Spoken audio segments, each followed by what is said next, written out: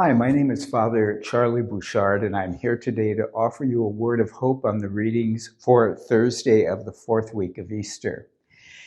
It often happens in Scripture, especially in the Hebrew Scriptures, that God is portrayed in very human terms, enacting as God acts just like a human being would act. And there's this kind of very familiar relationship between God and us. And we hear St. Paul today talking about God in those very human terms.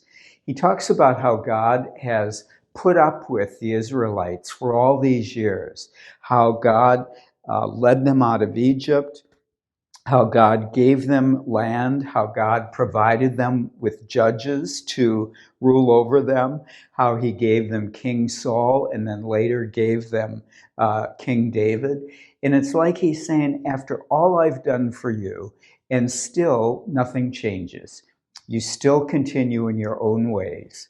And it's kind of like talking to a disobedient teenager and you say, aren't you aware of everything I've done for you? You know, you can just imagine an impatient parent trying to get his or her children to be more aware of all that parents sacrifice for them. And I think perhaps the message of this today is two things.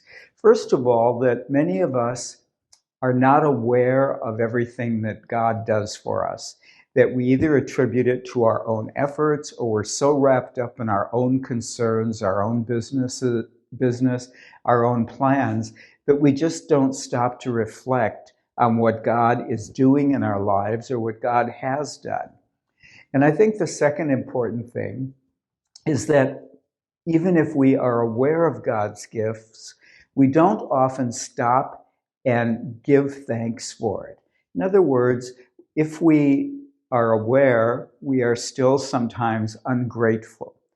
I have a friend who says that we need to cultivate a habit of being aware and of giving thanks. And he says that periodically we should stop, drop, and give thanks. In other words, stop what we're doing, just drop everything we're doing, and then consciously reflect on the gifts in our lives and what God is doing for us and give thanks for them.